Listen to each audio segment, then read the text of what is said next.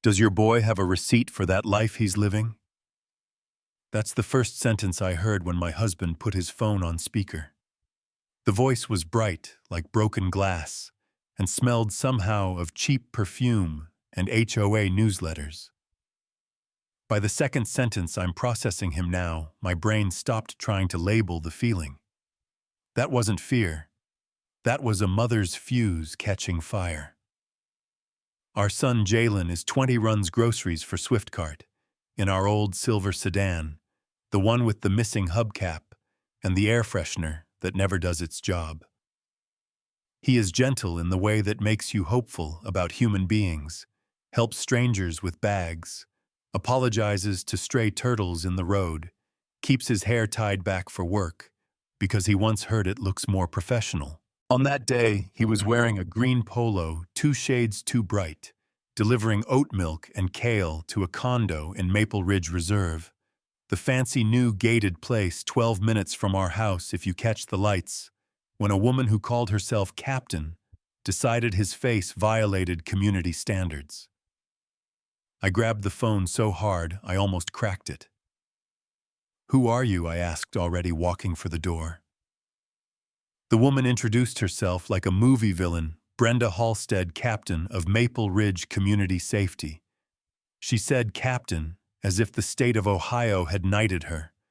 She claimed Jalen was casing homes because he glanced at house numbers to find the address like every delivery driver on earth. Then she hung up. We didn't speak on the drive. Colin, my husband, called the real police. I watched the neighborhood scroll by and thought about every conversation we'd ever had with Jalen.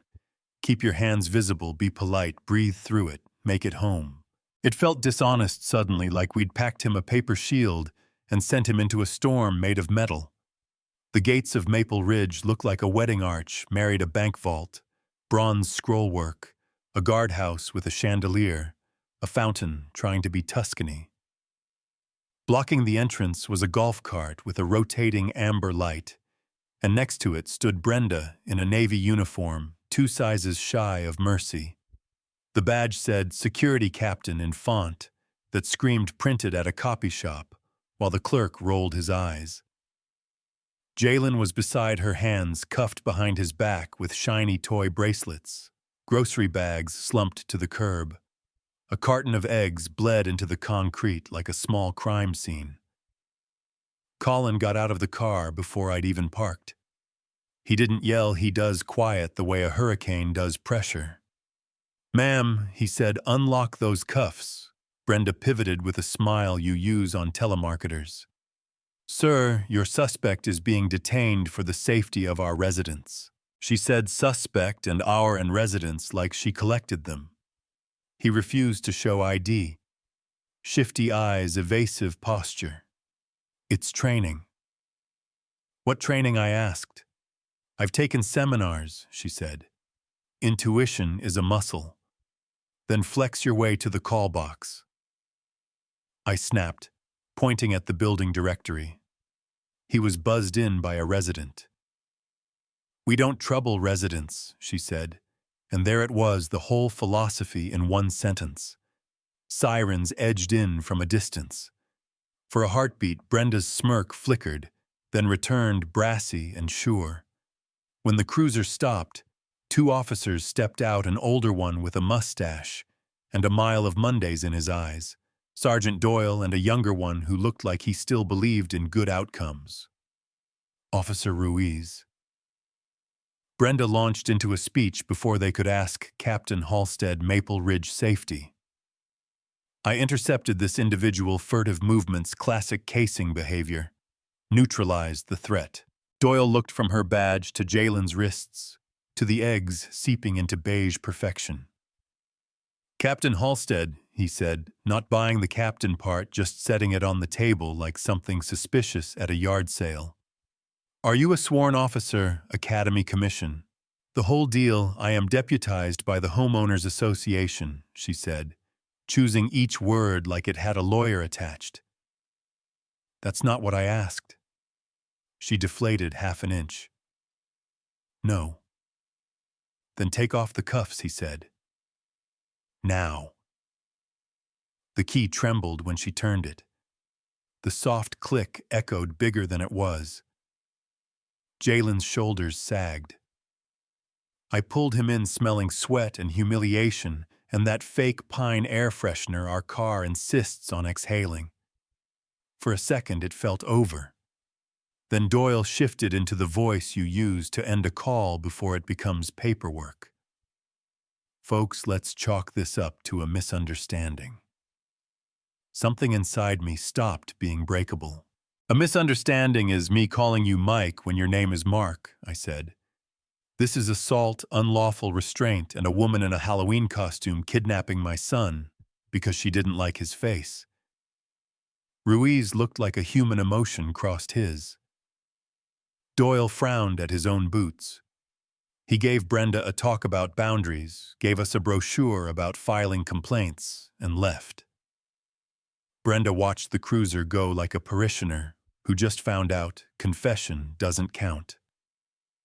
At home, Jalen went quiet in the way that terrifies you, a silence that feels airtight. He closed his door with a soft, surgical click. Colin made tea because that's what he does when the ground gives. I sat on the couch and thought about paper shields again. We found a lawyer the next morning. Not one of the glass tower firms with 10 names and a parking garage, but a storefront office over a bakery where the coffee smells like apology. His name was Avery Cole, early 30s, sharp suit, kind eyes, Howard Law diploma, and a line on his website that said, "Justice for the rest of us." He listened to each of us separately, never once looking at the clock. When Jalen told him about the fried chicken comment Brenda had made, how she'd looked at the bag and licked her teeth with words, Avery's pen stopped, then pressed harder. "We're suing the HOA," he said quietly, "and Brenda personally. We'll file complaints on the officers' handling too. We'll need witnesses. The customer who buzzed you in. Anyone." The HOA, it turned out, also knew a lawyer, dozens of them if you believe the internet. By afternoon, a post bloomed on the Maple Ridge neighborhood app. Important safety alert. Vigilant captain detains aggressive imposter posing as delivery driver. The comments were a chorus. "This is why we pay dues. Give that woman a medal." One charming user used thug like a punctuation mark. A local blog ran a headline, "Teen detained after outburst cries racism." The photos they used weren't of Jalen, of course not, but they knew the lighting to pick. Then the app suspended Jalen's account. Swiftcart sent a polite notice about a customer complaint. The complainant customer ID, MRHOA Corp. Of course, Maple Ridge had a corporate account. Corporations love being teams. Avery wrote the letter. I wish I could have written polite like a scalpel is polite. He mentioned labor law, negligent partnership, brand risk screenshots. Swiftcart called back in a voice perfected for press conferences, "We are deeply troubled." They reactivated Jalen and issued back pay, which felt less like justice and more like hush money wrapped in HR-scented lavender.